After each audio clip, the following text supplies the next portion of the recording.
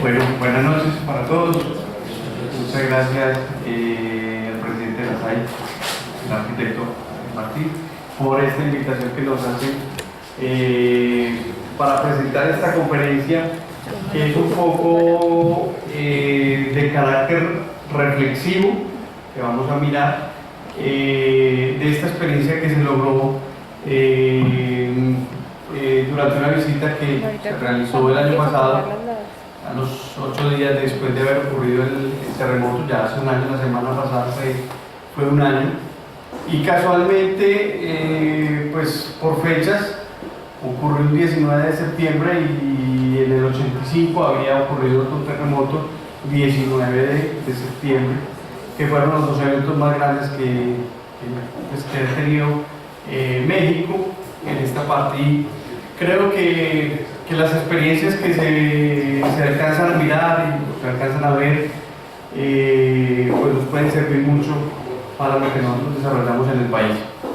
Esta visita se hizo gracias pues a la colaboración de Sura, que prácticamente nos invitó, me invitó personalmente pues, y a otro grupo de ingenieros que estuvimos allá en México, y pudimos hacer pues como toda esa parte de revisión y de visitas de los aspectos más relevantes del terremoto. Entonces vamos a comenzar con esta conferencia, que tiene que ver básicamente con todo lo ocurrido ese día.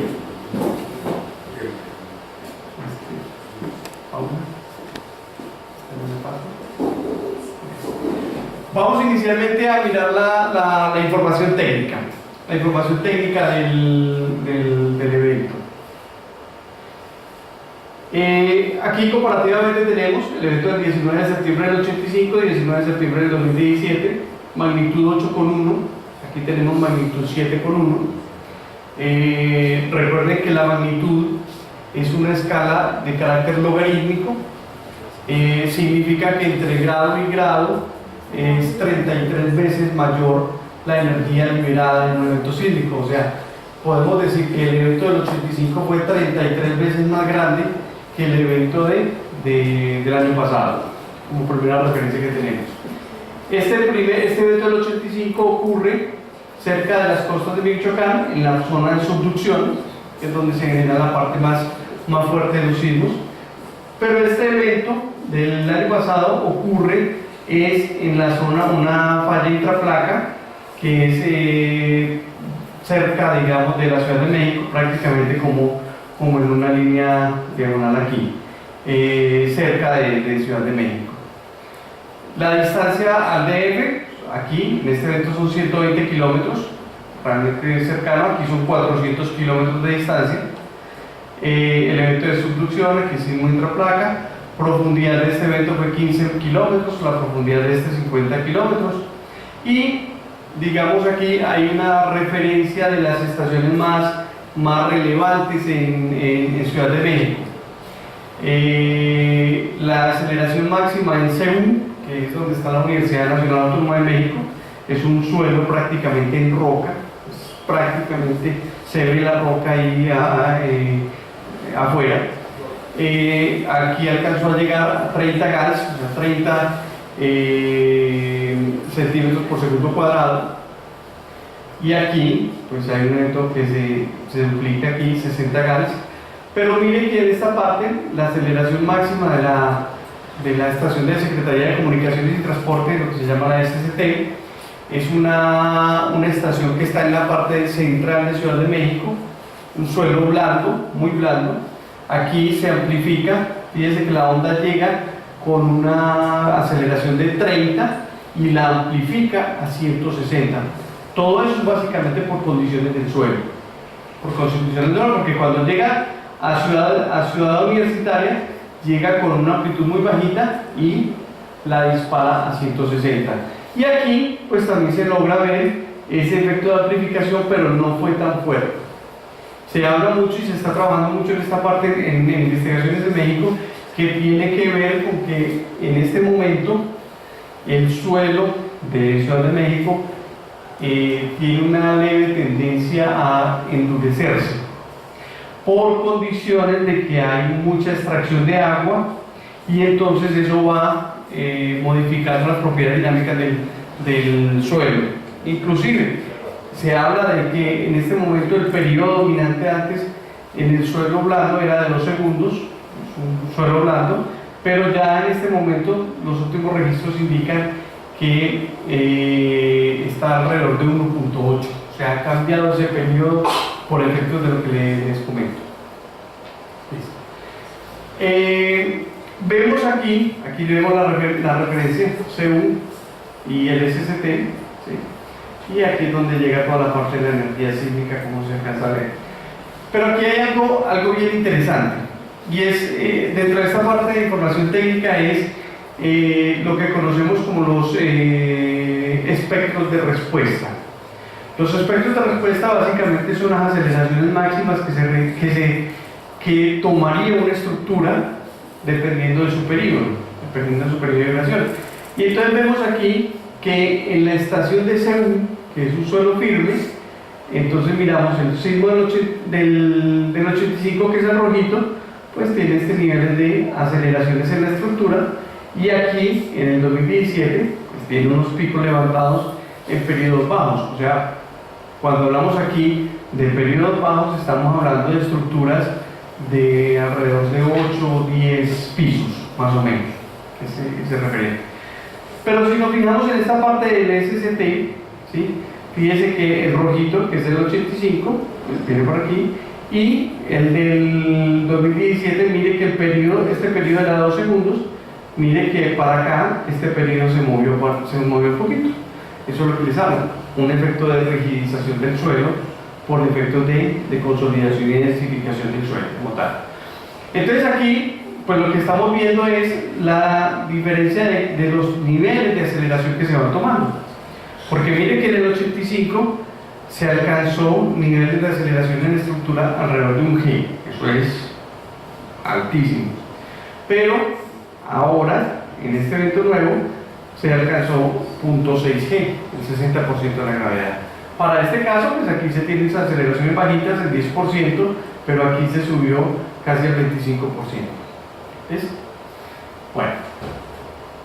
Ahora, si lo miramos, ese es el espectro de respuesta, o sea, ese es los niveles de aceleración máxima que tiene cualquier edificación ante un evento en particular, que es el evento sísmico del 85 y del 2017.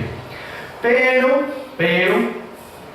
eso es como responde ante ese sismo en particular. Pero resulta que aquí lo comparamos con el espectro de aceleraciones del reglamento, o sea, con el que se diseña realmente la estructura.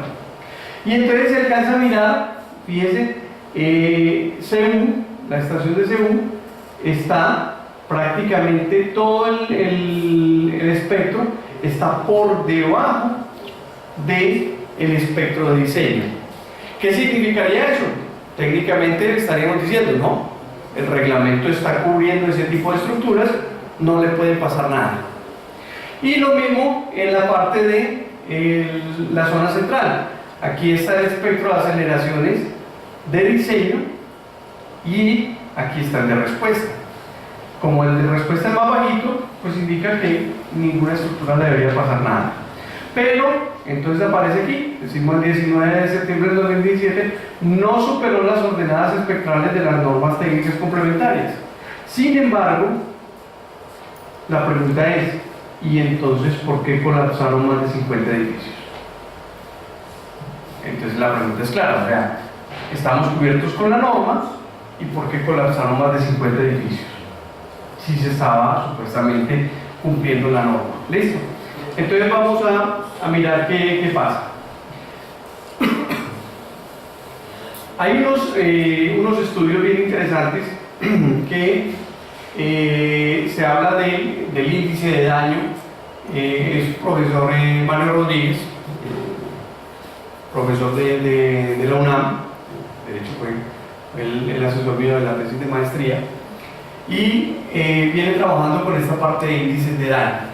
Ese índice de daño es una cuantificación de los daños que puede tener una estructura en cualquier momento Y lo que nos está diciendo, mire, por ese periodo, si se sobrepasa el índice de daño de 1, significa que la estructura potencialmente colapsa. ¿Sí? Entonces aquí vemos esto, es un pórtico, un sistema de pórticos, ductilidad 2, índice de daño 1, para el terremoto del 85, fíjense que aquí supera este pedacito. Y en el 87 no supera nada, no lo supera, no llega a 1, valor de 1. Pero entonces aquí nos vemos, listo. Este es aquí está el del 85, el del 85, y efectivamente coincide con un periodo de 2. Significa que edificios que tienen un periodo cercano a 2 segundos, equivalente a un edificio aproximadamente de 20 pisos, son los más vulnerables, fueron los más vulnerables en el 85 para eso. Y efectivamente eso fue lo que se vio. En el 85 la mayoría de los edificios que se fueron y colapsaron fueron edificios de 20 pisos. En la zona cercana a la parte cercana al SST, a la parte central de donde está el suelo blando en México. Entonces aquí muestra que efectivamente los sistemas de pórticos para periodos de 2 segundos en el 85 colapsaron. Y entonces, ¿qué pasó aquí? Colapsaron 50 edificios. Colapsaron 50 edificios. Entonces, bueno, seguimos. Este es para el sistema dual. El sistema dual muestra que en los dos eventos tiene un buen comportamiento realmente. O sea, el sistema que es combinando muros con pórticos. ¿Listo? Pero ¿qué pasa? Entonces resulta que hicieron digamos, un artificio matemático que fue, tomaron el sismo del 85, ¿sí? Y lo pegaron al sismo del 2017, como si fuera un solo registro de aceleraciones. ¿Qué significa eso? Una estructura que sufre 2 eventos sísmicos de importancia grande, digamos así. Y entonces, si lo miramos de esa manera, fíjense, aquí tenemos los sistemas de pórticos, aquí tenemos el evento del 2017, ya lo teníamos aquí, que había llegado al índice de daño de 0.5, pero cuando se combinan los dos eventos, fíjense que en este tramo supera ese índice de daño de 1. ¿Eso qué me indica? Me indica que, mire, edificios que están entre periodos cercanos a 1 y periodos cercanos a 2, prácticamente fueron los que colapsaron, y efectivamente eso es lo que se alcanzó a ver. La mayoría de los edificios que colapsaron, esos 50, son edificios que estaban entre 10, 12, 15 pisos, fueron los que se fueron al suelo. Y el sistema de pórticos, sistema dual, perdón, pues alcanza, este es el sistema dual, alcanza a tener un buen comportamiento y prácticamente no supera el índice de daño. Entonces eso es algo importante para mirar. ¿Qué nos indica este resultado? Que las estructuras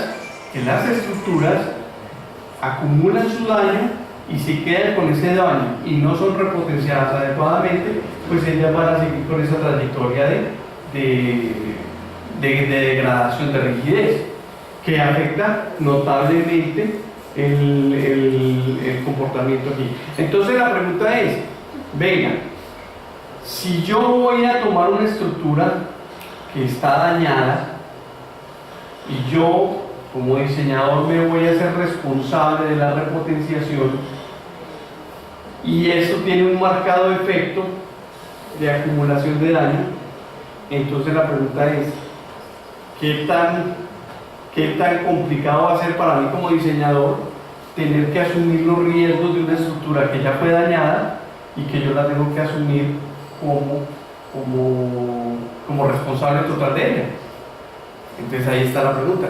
¿Y cuál es el mensaje? Entonces decir, bueno, quien se limita pues tiene que asumir esa responsabilidad, y si no, hay que pensar en que estructuras que se dañaron en un evento sísmico, pues es mejor demolerlas por cuestiones de seguridad. ¿Por qué? Porque aquí lo estamos viendo, el efecto se está acumulando. ¿Listo? Bueno, eso es dentro de la parte de ese marco general de lo que es la parte técnica del evento como tal. Ahora, vamos a pasar a algo también interesante dentro del sistema, que tiene que ver con el sistema de alerta sísmica. Tiene que ver con otro tema, digámoslo así, que trabajo en la universidad, que tiene que ver con la parte de instrumentación sísmica. De hecho, aquí varios estudiantes del semillero de instrumentación me vienen acompañando. Esa parte de instrumentación es bien importante porque nos va a permitir hacer el seguimiento de las estructuras, y en el caso, por ejemplo, de México, está lo que es el sistema de alerta sísmica. Miren, esa parte de instrumentación de estructuras hasta ahora está en el reglamento, desde el 98 está en la NSR del 2010, y se la han venido, digamos, pasando por la galleta. Todos en este momento, curadurías, constructores, todo el mundo.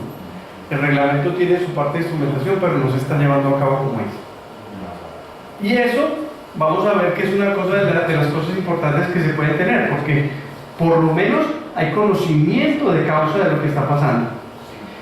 En México ha avanzado mucho en esa parte, precisamente por la instrumentación sísmica que tiene.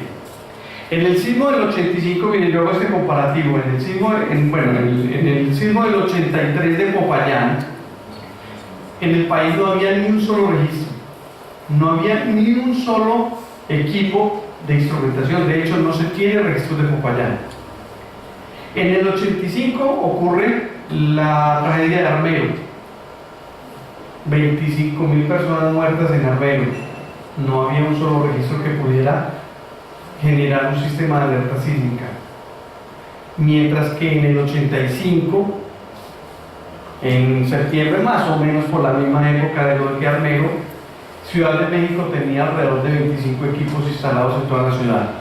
Entonces, cuando llegó el temblor, ellos pudieron ver todo lo que pasó en el evento.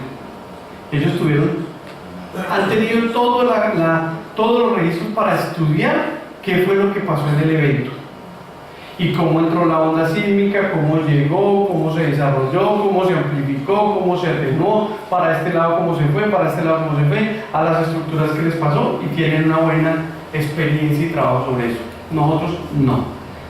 A partir del 85 se crea la Red Sísmica Nacional, ¿sí?, que empieza a tomar conciencia de eso. Hoy en día la Red Sísmica Nacional pues es algo relevante. Ustedes entran al Servicio Geológico colombiano, y en el Servicio Geológico ustedes pueden ver diariamente los reportes, alrededor de 20-30 eventos sísmicos que ocurren por día en el país, ¿sí? Eso lo puede ver uno en la página, prácticamente por internet. Aquí hay algo interesante, que es la Red Sísmica Nacional de Ciudad de México, y es básicamente un sistema de alerta muy interesante que maneja Ciudad de México, y es básicamente teniendo en cuenta las distancias que hay entre la costa, donde está la zona de subducción, y la Ciudad de México. Son alrededor de 400 kilómetros. Está instrumentada toda la costa del Pacífico. ¿Qué significa eso? Que cuando llega un terremoto en esa zona del Pacífico, se dispara el terremoto, esa señal manda la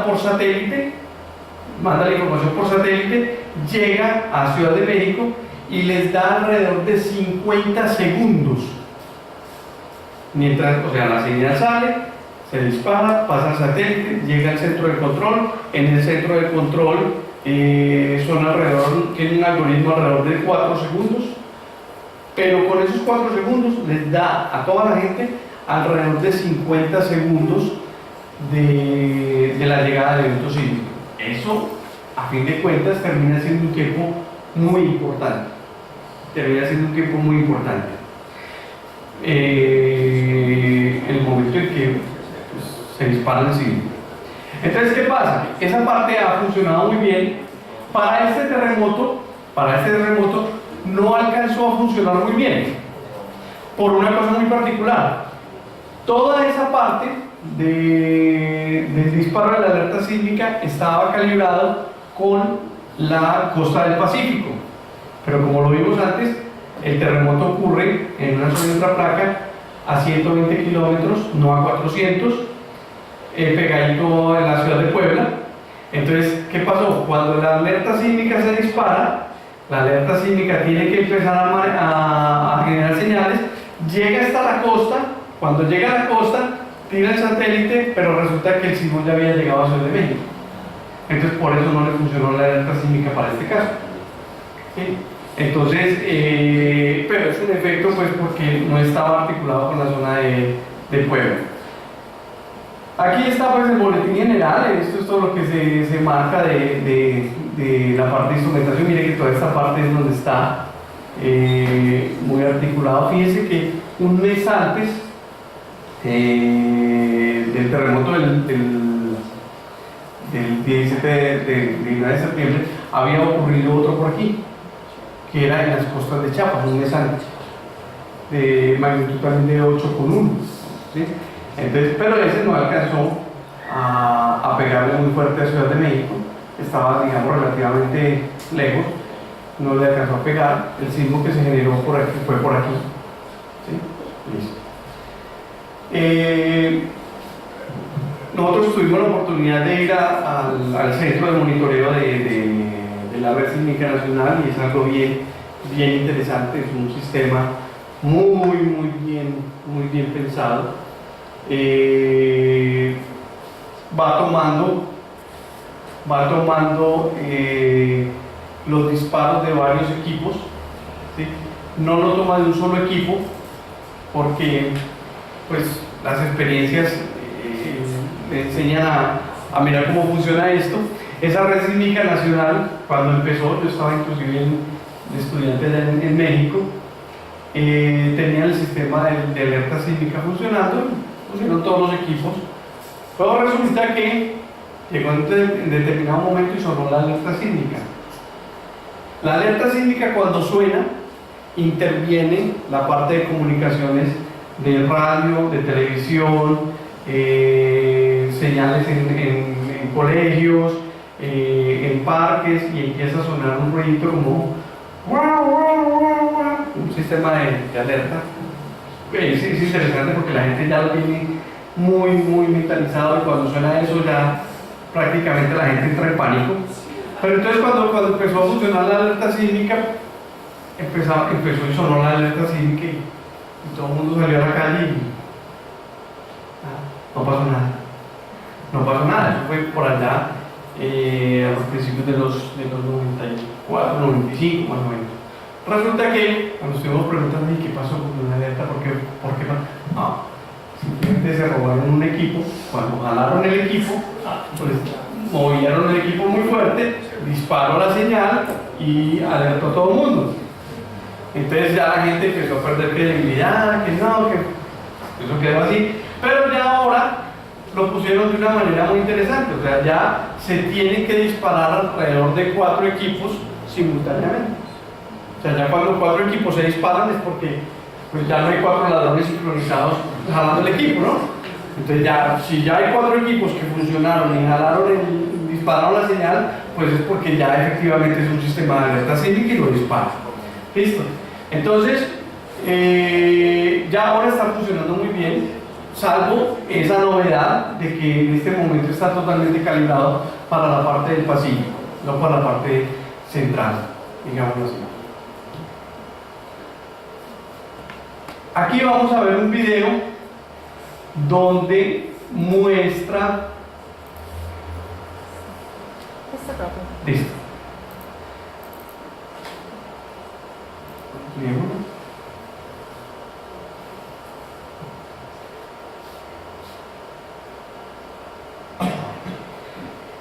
Aquí empieza, esta es la pantalla que ellos tienen. Mire que aquí se disparó el primero, y mire que aquí con rosadito va viajando la onda sísmica.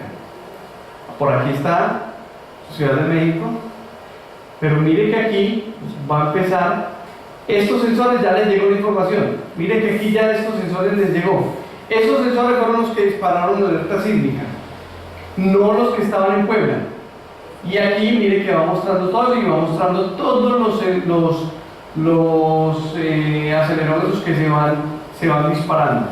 Ahí va mostrando todas las señales y va mostrando cómo viajó la onda sísmica en ese momento, ¿sí? Entonces es algo bien interesante porque ellos tienen esto muy detallado y han avanzado mucho en esa parte. Nosotros todavía estamos pegados de mirar cuánto vale un acelerómetro y si justifica y si no justifica y entonces eso me va a dejar de ganar utilidades para el constructor. Entonces yo voy a tener que poner un sistema que vale 40 millones de pesos, pero es que son 40 millones de pesos que me dejan entrar a mí. Y estamos enfrascados en esa parte. Qué lástima porque realmente cada vez se está perdiendo información muy valiosa de poder registrar eventos como tal. Este es así tal cual. Este es un video de cómo funcionó la alerta sísmica.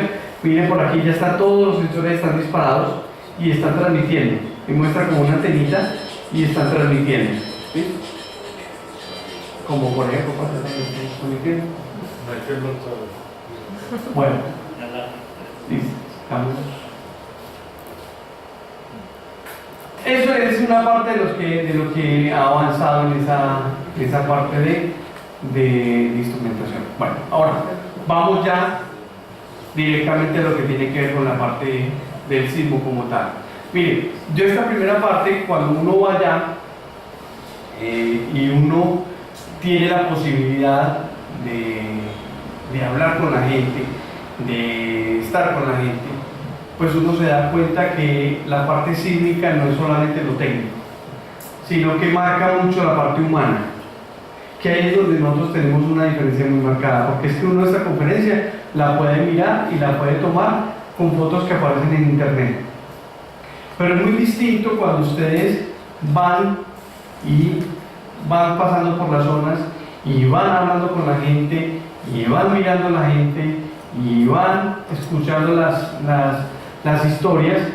Esa parte humana es mucho más complicada de manejar y yo quiero mirar, más sensible para mirar.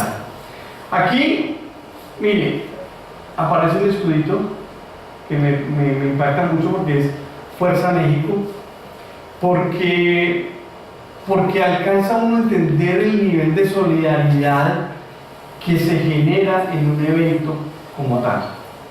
Es impresionante el nivel de solidaridad que la gente se marca allá. O sea, la gente salió voluntariamente, prácticamente sin nada, a ayudar a la gente que necesitaba. Así. Inclusive hay uno de los reportes fuertes, es que la parte de la juventud de los muchachos fue determinante en la atención a la tragedia. Los muchachos se pusieron la camiseta y se fueron y empezaron a ayudar a esa parte del evento como tal. Sí, pero fue una parte muy relevante, muy importante.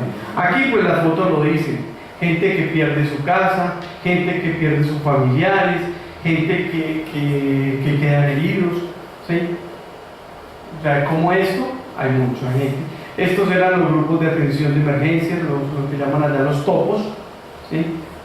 Personal de atención de la emergencia. Estos son personales que son de municipios, de Cruz Roja, de la parte de atención de desastres, que están pendientes de la parte psicológica de atención a la gente, ¿sí? En esa parte yo creo que nos lleva mucha ventaja, porque aquí, por solidaridad, poquito a poquito, ¿sí? Entonces, vamos, todo lo que se ve, miren, aquí la fila, todos haciendo la fila, miren, muchachos jóvenes trabajando, miren, solidaridad, marcando y ayudando y haciendo cadenas para sacar escombros y para atender gente, ¿sí? Esa parte es bien relevante. Bueno, vamos ahora a lo que tiene que ver con el colapso de estructuras, ya desde la parte de vista técnica. Ciudad de México, por aquí está la parte de Ciudad Universitaria, por aquí está el centro, la parte de México. Pero fíjense que aquí estos azulitos son el reporte de donde se ubicaron la mayoría de los colapsos en Ciudad de México. Entonces toda esta franja coincidente con la parte de suelos blandos, ¿sí? y estructuras, la mayoría de las estructuras, digámoslo así, verificando y corroborando lo que habíamos dicho antes, la mayoría de las estructuras que colapsaron en este evento fueron estructuras que habían sobrevivido el sismo del 85. Corrobora lo que habíamos visto desde la parte de información técnica, ¿sí? Corrobora eso. Y prácticamente todas las estructuras que se cayeron ahí, estoy hablando, digamos que el 98% para no equivocarme, para darle el margen de incertidumbre, pero todas las estructuras que colapsaron prácticamente eran estructuras que habían sobrevivido el terremoto del 85, o sea, un daño acumulado que se tenía ahí. Las estructuras, con la nueva reglamentación no hubo reportes de estructuras colapsadas con el nuevo reglamento, o sea, significa que después de que ocurrió el sismo del 85 hubo una adecuación del nuevo reglamento y pues se salvaron en esa parte como tal. Listo. Vemos estructuras, la mayoría de los colapsos y edificaciones con daños severos estructurales y no estructurales ya habían experimentado el terremoto del 85, ¿sí?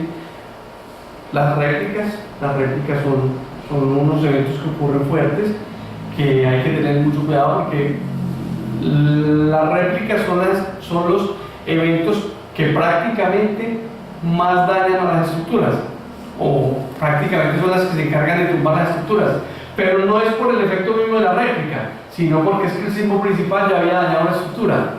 El sismo principal daña la estructura, no la tumba, el que sigue sí la tumba, porque ya la estructura se había dañado en esa parte. Entonces hay que tener mucho cuidado a esa parte de las réplicas. Las réplicas son bien complicadas. El terremoto causó un colapso de aproximadamente 50 edificios, la mayoría de edificaciones con menos de 10 niveles, más de 350 muertos en Ciudad de México y 200 en el Estado de México. Terremoto de 101. Bueno, vamos a casos muy particulares que me parecen bien interesantes. Este es un edificio conocido como el multifamiliar de Tlalpan. Es un edificio como alrededor de 5 niveles. Fue el único edificio que colapsó en este multifamiliar, 5 pisos, 40 apartamentos, construido antes del 85.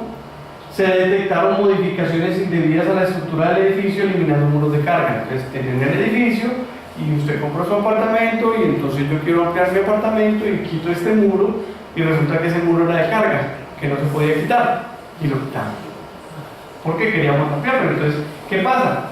Pierde la continuidad del muro y quedó el muro un piso sí, un piso no, un piso sí, un piso no, y eso es demasiado dañino en la parte estructural como tal. Este multifamiliar de Tlalpan, vamos a ver, es un caso que sonó mucho aquí inclusive.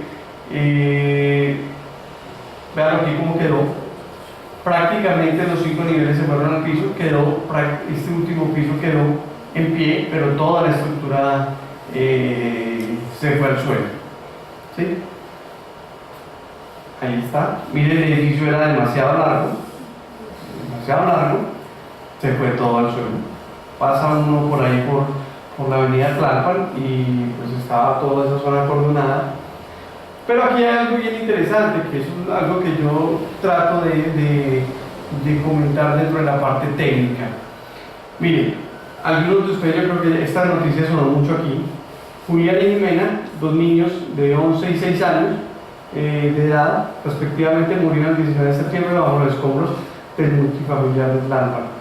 Pasado martes, los niños convencieron a su mamá de no ir a la escuela y quedarse a descansar en casa. Sin embargo, el sismo del 7,1 los sorprendió. Los niños alcanzaron a abrazarse, temerosos por el movimiento que finalmente colapsó el edificio. La escuela no tuvo daños. cuestiones circunstanciales. No fueron a la escuela no le pasó nada, se quedaron en la casa, el edificio se cayó. Y los dos niños prácticamente los encontraron abrazaditos porque no estaban solos y los encontraron abrazados en los escombros. ¿Sí? Bueno, esta es otra estructura en el centro. Así era. Esta sí es una foto, es una foto de Google Earth. Básicamente, esto es lo que vemos, cómo era el edificio. Uno alcanzaba a llegar hasta este nivel, hasta aquí lo dejaban entrar a uno. Prácticamente un edificio de 7 pisos, sistema de pórticos. Perdieron la vida 49 personas, 27 personas fueron rescatadas con vida y prácticamente todo se fue al suelo, colapsó totalmente, así, como un castillo de naipes. ¿Sí? Como un castillo de naipes. Esta es una señora que aparece, que llegó allá con su niña, pero es una persona que fue rescatada de los escombros. Entonces cuando ella llegó allá y pues era como toda la sensación de ver a esta persona y prácticamente ella dijo que quería ir a ver de dónde la habían sacado y quería pues ver como toda esa parte de la tragedia donde ella había sobrevivido, esa parte humana en la que les digo que es complicada de ver. Aquí se ve la estructura, fíjense, este es el edificio que colapsa, ya aquí pues ya se había quitado mucho, estaba en la parte con estas grúas de sacar escombros, y mire que esta estructura que está al lado, pues prácticamente el edificio que se cae jala esta losa, tumba todos estos muros y pues afecta el edificio que está al lado. Eso es lo que pasa muchas veces, que esos jalonazos y esos golpeteos de esas estructuras dañan las estructuras vecinas como tal. ¿Listo? Otro edificio, Gabriel Mancera, Escocia, es la parte más cercana, o sea, digamos no en el centro, sino cercana a como en el punto intermedio, digámoslo así.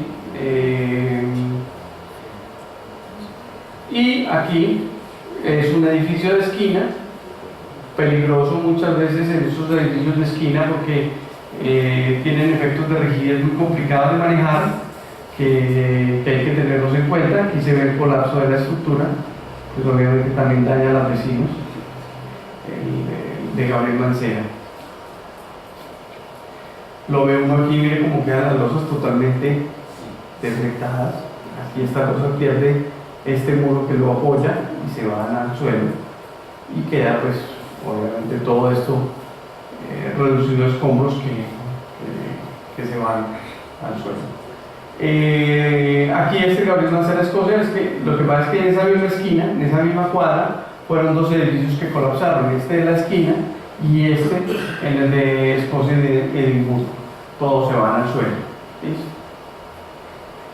Este es otro edificio, Ámsterdam, así era el edificio antes, ¿sí? Así lo puede ver uno como era el edificio antes, y prácticamente ya quedó. Cuando yo ya llegué pues a los 8 días del terremoto, ya lo habían prácticamente limpiado, o sea, lo habían quitado los escombros y pues nada más que se alcanzaba a ver esto. Aquí alcanza a ver uno que pues ese sistema, miren, tiene 1, 2, 3, 4, 5 muros que prácticamente fueron los que protegieron ese piso como tal, pero prácticamente todo el edificio se fue. Este era el edificio como estaba antes, digámoslo así. Aquí hubo también varios muertos. Este es el edificio, esta es la parte del detalle de aquí, que le alcanza pues a pegar por el efecto del golpeteo como tal. Bueno, ahora vamos a mirar ya estos son colapsos en sí de la estructura. Vamos a mirar un poco lo que tiene que ver con la tipología particular de los daños. Aquí este es un caso bien interesante, que son ya colapsos parciales. Es un edificio reparado en el 85, Inclusive, ahorita lo vamos a ver, aquí uno alcanza a ver una columna que estaba encamisada, que ya había sido encamisada, ya había sido reparada. De este edificio pues tengo una historia muy particular porque estábamos tomando las fotos y se nos acerca una señora y nos dice, mire, le pedimos que por respeto a las víctimas no tomen fotos. Entonces nosotros le comentamos de que veníamos de una universidad, de que queríamos era simplemente mirar la tipología de los daños con el ánimo de estudiar, de mirar qué es lo que pasaba. Y dije, bueno, si es así, no hay ningún problema. Venga, inclusive, yo los acompaño. Y cuando nos empiezan a acompañar, yo digo, no, lo que pasa es que en este piso que colapsó, era el piso donde yo tenía el apartamento. Y yo vivía con mi mamá y con mi hijo de 4 años. Cuando el temblor empezó fuerte, mi mamá estaba acostada y yo cogí el niño y salí corriendo. Mi mamá dijo que saliera, que ella se quedaba ahí, que esperaba que pasara y ella bajó corriendo. Cuando llegó a la portería, pues empezaron a caer muchas piedras, ella se tuvo que parar y cuando salió vio nada más que el humero. Y bueno, ya, no pasó nada. La señora salió y no pasó nada y bueno, y estaba el humero, el polvero pues que se genera en el colapso. Y cuando ella empezó a mirar, empezó a ver que había como algo raro ahí, como un montón de latas a mirar, y cuando empezó a contar, se dio cuenta que el piso, que quedó como un sándwich, que el piso donde estaba ella era el apartamento de ella y que su mamá había quedado ahí. La mamá de ella se murió. Entonces, eso es lo que yo les digo, esas historias callejeras que uno habla, eso no se ve en internet, eso no se oye en internet, eso no se encuentra, sino que ya es parte de la experiencia de uno hablar con la gente en la calle, como tal. Entonces, pues nos contó toda la historia, que el edificio sí efectivamente había sido reparado. Aquí vemos, mírenlo aquí, esta es la columna de atrás, pero fíjense que aquí se alcanza a notar el encamisado que tenía esa columna, o sea, una mala reparación que no fue adecuada, tenía problemas. Adicional a eso, tenía otro problema. Podemos anterior. Miren otra cosa interesante. Resulta que el edificio está dañado en este nivel. ¿Listo? Pero si se fijan al lado, hay un edificio que viene por aquí y hay otro edificio que viene por aquí. Entonces, esos dos edificios están confinando ese edificio central. ¿Qué pasa? Lo están frenando, pero la parte de arriba está libre. Cuando llega el temblor, esta parte no la deja mover y la parte de arriba pues se va a mover más libremente. ¿Qué pasa? Se generan altos cortantes en esta parte que son los que prácticamente tumban todo ese piso, un cuchillo en una lámina de mantequilla, y corta todo el piso por completo. Mírenlo aquí lo alcanza uno a ver, miren la estructura del lado como llega aquí, y aquí es prácticamente donde ocurre todo el daño. El daño ocurre precisamente en ese punto donde se está frenando la estructura. Esta es la parte de atrás, aquí este es todo esto, o sea, no crean que esto es un daño, eso es un piso entero que quedó machacado, que quedó un piso totalmente, prácticamente quedó ahí condenado, digámoslo así. Otro de los edificios, mire aquí, prácticamente se va todo el piso, ¿sí? Y el edificio falla en las columnas de atrás y el edificio se va hacia atrás. Trata de hacer como un efecto de cabeceo y de deflexión hacia la parte de atrás, colapsa esta parte. Los edificios del lado, pues obviamente son los que lo sostienen en ese plano, pero él se va hacia la parte de atrás por fallas de las columnas. Edificios de esquina. Un edificio de esquina allá en México es uno de los problemas grandes, básicamente porque no hay unos niveles de separación permitido, digámoslo así, entre estructura y estructura. Entonces, ¿qué pasa? Cuando este tipo de edificios tiene aquí en esta parte y en esta parte, están llenos de muros de mampostería que no son ligados, no son desligados de la estructura, ¿sí? Entonces, tienen unos muros aquí, pero en esta parte frontal tiene sus ventanales, porque es la única parte donde entra la iluminación. Entonces, al tener una L en muros y tener un marco flexible aquí al frente, lleno de ventanas, pues lo que hace es que genera efectos de torsión. Y los efectos de torsión lo que hacen es mover el centro de rigidez hacia donde están los muros, y la parte de la esquina se mueve con mayor libertad. Eso es lo que pasa en los edificios de esquina, y por eso los edificios de esquina, si no controla uno los efectos de torsión, se vuelven totalmente dañinos y acaba con todas las estructuras. Vamos. Este es otro edificio de esquina, otro edificio de esquina. Este es el mismo. Mira aquí lo que les digo. Mira aquí toda esta parte de los muros, completamente lleno de muros, pero esta parte toda llena de ventanales. Eso es lo que pasa en ese caso. Otro edificio de esquina. Aquí va marcado mucho el efecto de flexión del edificio, se tira para atrás y alcanza a generar toda esta tipología de fallas. Otro edificio de esquina donde se dañan pues todos estos elementos de aquí.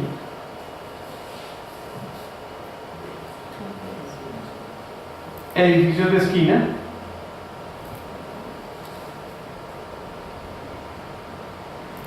Vamos a ver, este sí son videos. Miren aquí alcanzamos a ver este edificio. Miren, concéntrense en esta columna.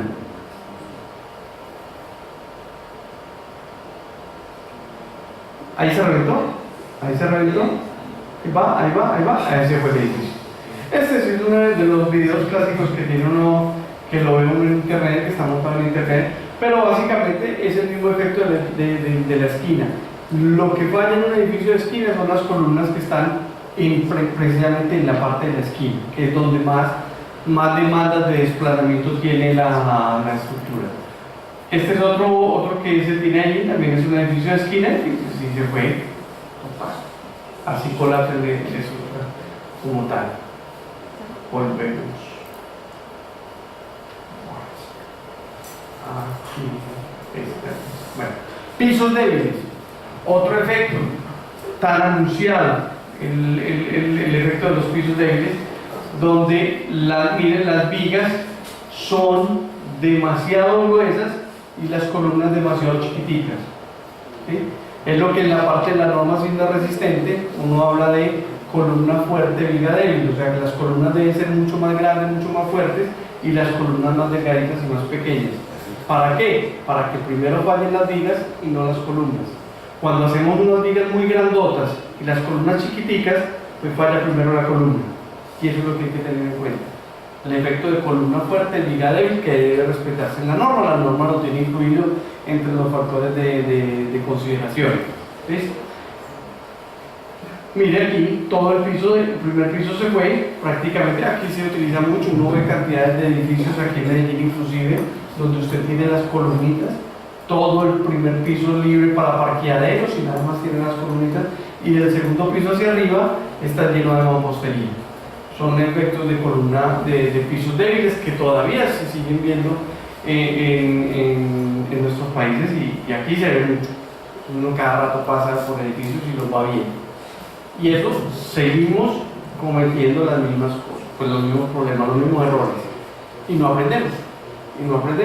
Y todos los sismos reportan lo mismo. Todos los sismos están reportando lo mismo. Pisos débiles. Efectos de golpeteo. El efecto de golpeteo, básicamente, de estructuras que están pegadas y prácticamente ellas empiezan a chocar entre sí. Aquí, mire, se alcanzan a ver los daños del choque. Estos edificios no se fueron al suelo porque prácticamente el choque se da en las dos losas como tal. Entre los y losas, miren que aquí está la losa de este piso y coincide prácticamente con la losa del otro edificio. Aquí están. Se pegan y se dañan. El problema es cuando este edificio, las losas de aquí no coinciden con las losas del vecino, sino que la losa de aquí está por aquí. Entonces cuando se mueve, esta losa que tiene una fuerza, una masa muy grande, lo que hace es pegarle a este elemento y ¡pum! Eso lo tumba ahí mismo, porque es un elemento muy grande, muy robusto, pegándole a otro chiquito y lo tumba ahí mismo. Ese efecto de golpeteo es muy peligroso ahí. Aquí se ven el edificio que se pegan entre sí. Vean, aquí lo marca. Todo el edificio, este edificio quedó inclinado. Se marca pues obviamente lo acabamos de ver. Efectos de golpeteo aquí con este. Aquí lo vemos, mire, inclusive uno alcanza a ver, si se detallan ustedes aquí, miren que están pegados. Pero si ustedes miran aquí, los dos edificios están separados. El edificio quedó inclinado. Uno de los dos edificios quedó inclinado y quedó recostado sobre el otro. Aquí se alcanza a ver y aquí se alcanza a ver que quedaron separados. Entonces, uno quedó así y el otro quedó inclinado. Esos efectos de golpeteo como tal. Elementos estructurales, fachadas, una cantidad de edificios con problemas en fachadas. Pues uno dice, ay, sí, pues la fachada pues, no es tanto el problema, pues no me cayó, pues sí, que le caiga un ladrillo en la cabeza pasando por ahí, ese sí ya es otro problema, ¿no? Miren los balcones aquí, los balcones como quedan abiertos, prácticamente quedaron inclinados. La foto no es tan fidedigna, pero cuando uno lo ve allá sí se ve como el balcón abierto completamente.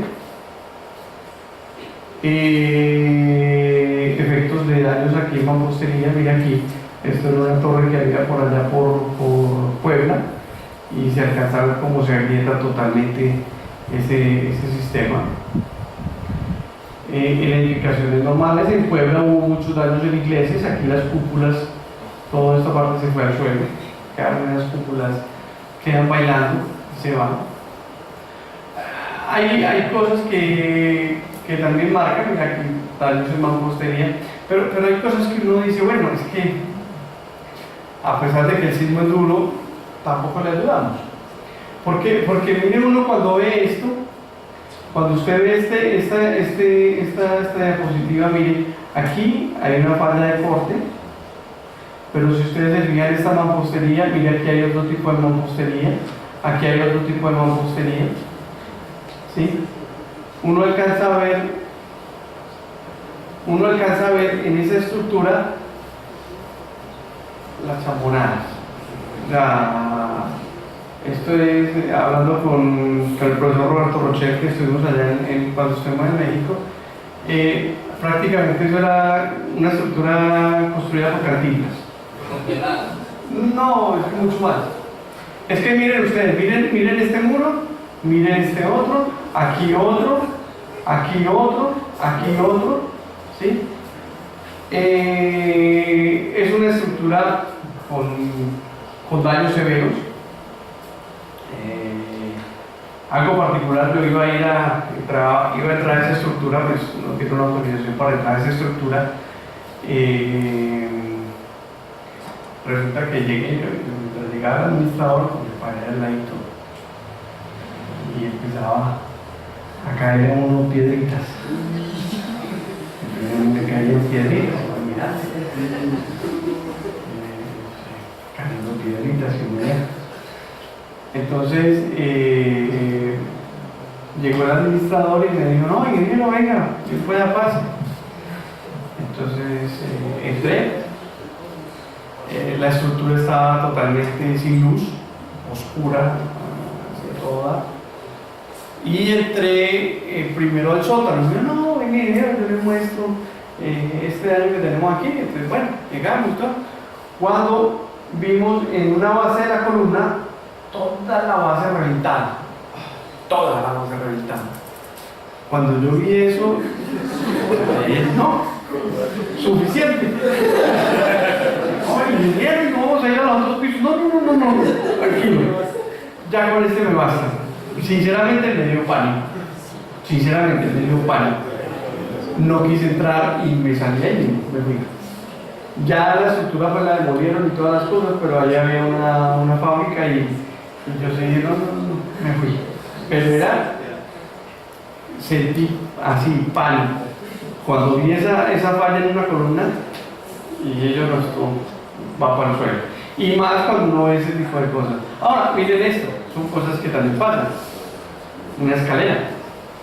Una escalera que supuestamente es la encargada de atender un evento sísmico en cuanto a la parte de evacuación. Sin refuerzo. Sin nada de refuerzo. Ya, ahí está, sin nada de refuerzo. Van ahí. El único refuerzo que tenía eran las barandas. Ese era el único consejo que tenía, pero vean ahí, es que no ve nada, no ve nada. Entonces dice uno, pues es que así no se puede, así no se puede. Esas cosas no pueden pasar.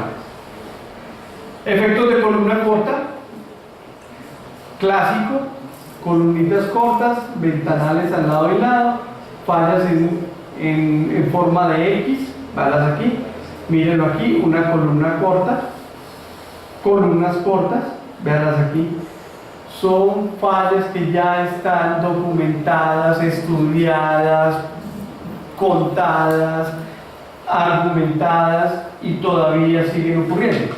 Y todavía las tenemos y todavía las miramos y todavía nos preocupamos. Ay, sí, ve, columna corta. ¿Y qué hacemos? Nada, ahí sigue. Y seguirán eternamente. Casos atípicos. A ver, estos son de los casos que uno yo personalmente nunca entendí. Este es un edificio dañado por completo, está dañado por completo. Pero miren algo bien particular. Cuando uno se fija aquí, mire esto aquí está guardadito. Y mire lo que está sosteniendo este piso. Eso es un taquito de madera. Y uno lo ve y dice, ¿y eso cómo está en pie? Esas son las cosas que uno no entiende. Casos atípicos, miren, hay cantidades de estructuras con unas masas grandísimas, que es donde ponen los tanques arriba, pero generan una inercia grandísima, y pues no le pasa nada a la estructura y sigue el tanquecito y todo. Entonces son de las cosas que uno dice, algo no estamos entendiendo bien. Algo está pasando que no lo entendemos bien, porque es que cuando uno ve esta parte de aquí dice, no entiendo cómo está esa parte en pie. Vean el acercamiento ahí, es que mire el palito ahí, es un palito. Y esto es un voladizo total. Veanlo aquí. Dice uno, bueno, la prueba es que está en pie. Y no hay nada que hacer, ahí está. Lecciones por aprender, mucho. Hombre, lastimosamente se siguen cometiendo los mismos errores de todos los eventos sísmicos. El sismo es un detector de mentiras. El sismo es prácticamente un detector de mentiras. El sismo llega y a él no le importa quién hizo el diseño, cómo lo hizo. El sismo va a llegar de ¿dónde está? ¿Dónde te equivocaste? Y ahí te muestra. ¿No le colocaste estribos? ¿Te faltó refuerzo en la parte de reacción? Le pusiste una columna más chiquita que la viga. Es un detector de mentiras. Uno se puede echar todas las mentiras que quiera en un modelo. Todas, absolutamente todas las mentiras que quiera uno le puede echar al modelo. Y él le dice las respuestas y las responde. Y entonces uno las tiene que creer. Como le digo yo a mis estudiantes muchas veces, sí, vea, usted, es muy sencillo. Usted coja un edificio y modelo, y póngale alzada, valetadas, póngale un murito de 1 centímetro. ¿A quién le corre eso? Y le saca refuerzo y le dice todo. Pero muchachos, un murito de 1 centímetro, ¿que eso qué tiene? No es nada. Pero el SAP no toma, lo hace. Se lo dice, usted le puede echar todas las mentiras que quiera y él le sigue la corriente a uno. Porque para eso están los programas de eso, para seguirle a uno la corriente, simplemente. Pero entonces, ¿qué hacemos? Mire, seguimos cometiendo los mismos errores. No estamos estudiando el pasado, no estamos estudiando claramente lo que no puede pasar en estructura cuando se tiene un evento sísmico. Seguimos teniendo efectos de golpeteo, seguimos teniendo efectos de pisos débiles, de columnas cortas, efectos de torsión, ¿sí? Elementos no estructurales que no están desligados. Todo eso sigue repitiéndose sismo por sismo. Cada vez que ocurre un sismo, encuentra uno lo mismo. No hemos sido creativos en nuevos errores. Lastimosamente, en los nuevos diseños no estamos siendo creativos para generar nuevos errores. No, siempre son los mismos. Siempre son los mismos. ¿Qué hay que mirar? Bueno, daño acumulado genera altas posibilidades de colapso. La pregunta es, ¿rehabilitar o demoler?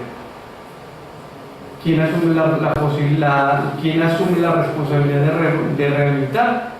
¿Y qué pasa con el demoler? Pero yo creo que aquí hay una pregunta por hacer muy fuerte. Esas estructuras que se dañan en un evento sísmico, ¿las vamos a rehabilitar? Eso es como alguien que le operan del corazón y lo vamos a seguir tratando. Pues ya está enfermo, ya tiene problemas, hay que seguir con eso. Cosas por aprender. Esta yo creo que es la más notoria. Solidaridad. Aquí no tenemos nada de solidaridad. Aquí nos falta mucho de esa parte por aprender. Mucho. Como país, como ciudad, como grupos de trabajo, nos falta mucho por aprender en esa parte de solidaridad. El apoyo de la juventud, vital. Eso hay que aprender, eso hay que mirar. Esto fue vital en la atención a la tragedia. La parte de gobierno no alcanzaba a cubrir todo lo que fueron los daños ellos solitos no lo alcanzaban a cubrir, los entes gubernamentales.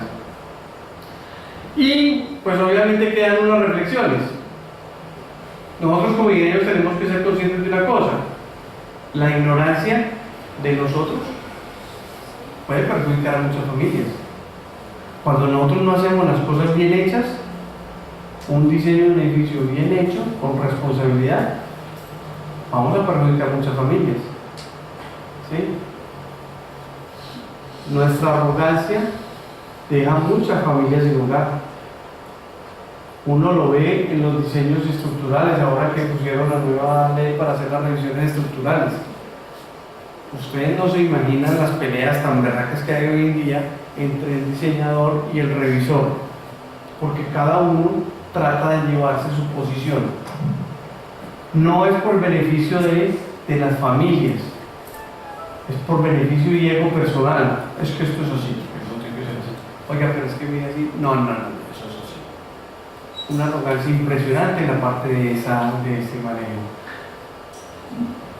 Mire, la responsabilidad que tenemos en la sociedad, como ingenieros civiles, como arquitectos, como gente que está manejando el gremio de la construcción, hay una responsabilidad civil muy fuerte que tenemos que manejar. Que creo que aún con los casos que hemos tenido del SPACE, de los edificios que se han dañado, que se han caído, que han tumbado, todavía no hemos tomado una real conciencia de esa responsabilidad que tenemos. Algunos se han puesto a pensar que hay muchas familias que dejan niños sin papás por los errores que podamos cometer en un diseño. Eso hay que pensar, eso hay que tenerlo en cuenta. Y si ellos fueran sus hijos, la cosa cambia, ¿no? Y memoria, es la memoria de los edificios que se tenían colapsados como reporte. Muchas gracias.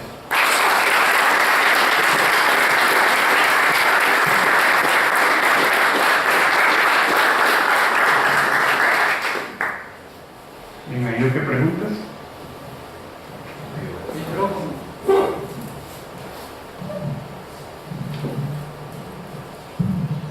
Buenas noches para todos.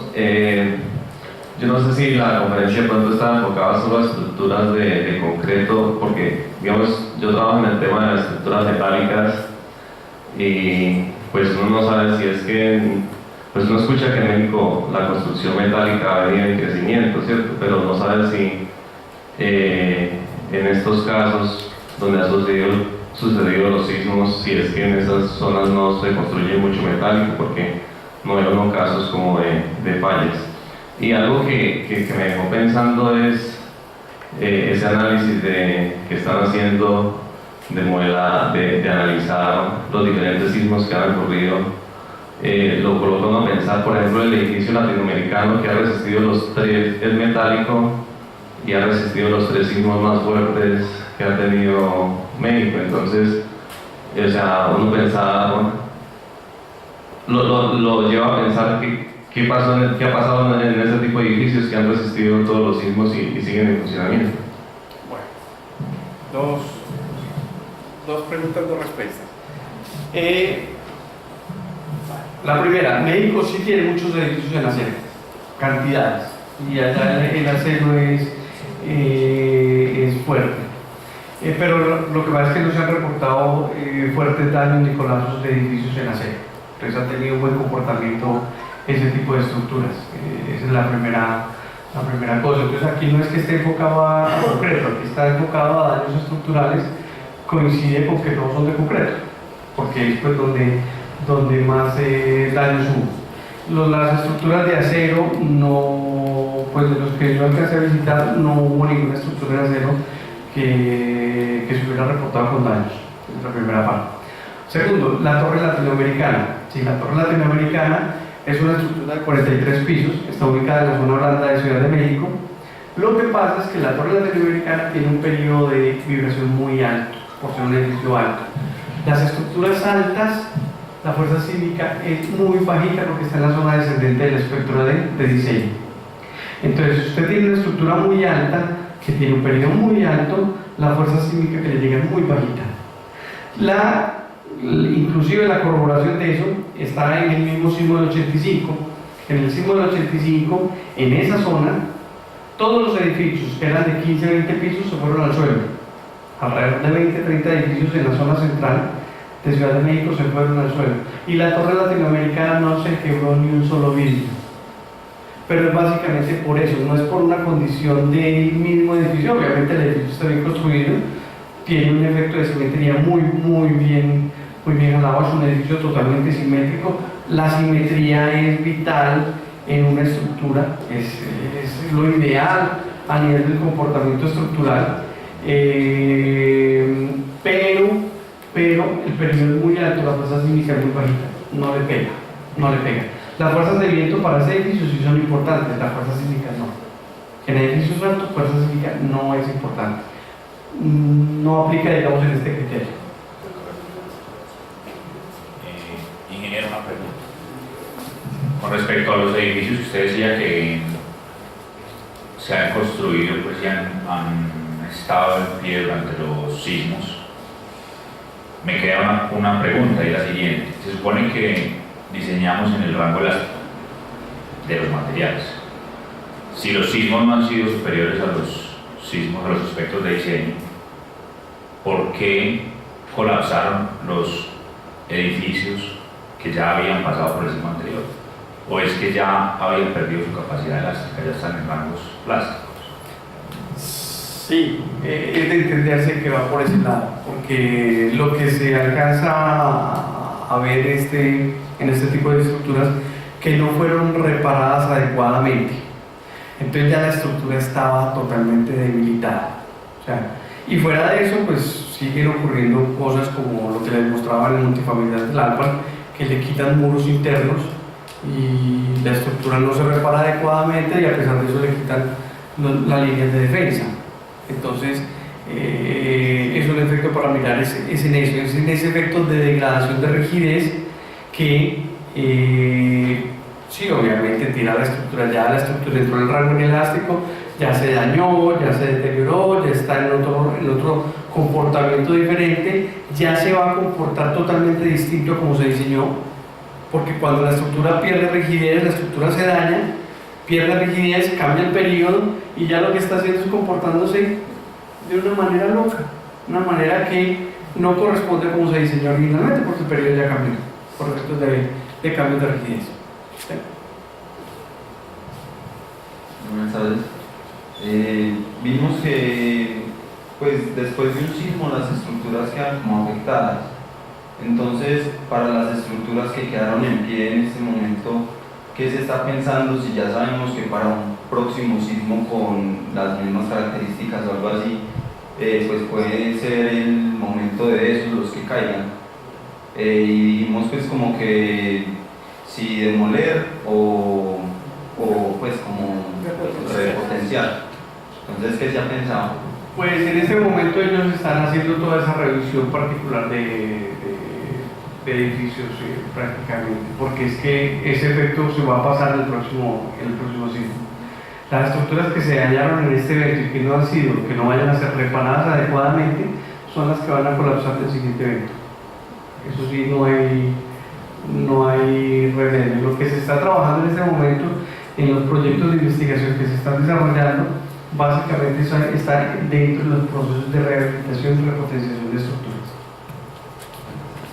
Ingeniero, para el caso de Medellín y Colombia, pero en particular para Medellín y Antioquia, ¿qué nos recomienda para que desde la SAL podamos impulsar, ayudar a que cualquier evento que nos llegue podamos estar preparados o aumentar la capacidad para estar preparados? A ver, yo creo que uno de los frentes pasa no por lo técnico, sino por lo ético. Yo creo que en este tipo de sociedades lo que hay que promover fuertemente es ese criterio ético de desarrollo de los diseños estructurales, porque es que ahí es donde pasa todo, ahí es donde se mueve todo. O sea, ¿cómo es que uno ve gente diseñando sin tener idea de lo que es un diseño? Pero así, sin tener idea. Porque es que yo conozco muy bien el SAP. O sea, uno mire, hay cosas que se pueden hacer. Conoce uno casos, oficinas en el centro, donde hacen diseños de estructuras y simplemente las firma un ingeniero y se las consigue por ahí, que las firma un ingeniero cualquiera y no tiene conocimiento de la parte estructural. Y están detectados y siguen pasando proyectos a curaduría. ¿Sí? Esa parte ética yo creo que es muy marcada de que este tipo de asociaciones tienen que entrar en ese punto, tienen que tocar ese punto. La parte de honestidad, la parte de ética, eso es ese tipo de valores que se nos ha perdido en el diseño estructural. Porque es que no podemos hacer diseños, seguir haciendo diseños porque, eso dio el programa. No, me parece un momentico que es que como que eso dio. O sea, uno mira cosas sencillas en proyectos, en revisiones. Un edificio, el periodo de vibración de un edificio es 2, 3 segundos, de ahí no pasa. Y algunas veces se encuentran unas revisiones donde encuentra, es que apliqué esta fórmula de la norma y eso dio 15 segundos. ¿Sí? Pero es que eso está en la norma. Sí, eso está en la norma, pero es que si a usted da un resultado de 15 segundos que no tiene lógica, vos te tenés que preguntar qué está pasando, vos te tenés que decir, es que no es problema de la norma, es que el problema es mío, el problema es de la responsabilidad que yo tengo ante la gente. El problema no es de una formulita que tenga la norma, el problema es de responsabilidad de ética, decir, bueno, si estoy haciendo un diseño y sé lo que estoy haciendo o no. Allí es donde tenemos que trabajar en esa parte de este tipo de asociaciones, en esa parte ética, porque es que es donde se está yendo todo el problema. Muy bien, muchas gracias, ingeniero Juan Carlos. A todos ustedes, muchas gracias por acompañarnos. Esta última parte es una tarea que tenemos que trabajar todos los ingenieros, arquitectos, todas las empresas, porque estamos enfrentando varios problemas graves en Colombia, y es que no se están cayendo los edificios por un sismo. Se están cayendo porque estamos haciendo mal las cosas. Y las estamos haciendo mal porque esa cadena de errores en los controles, en el autocontrol, nos está llevando a un problema grave y sobre todo que ya estamos matando gente, estamos dañando patrimonios familiares y estamos quebrando empresas.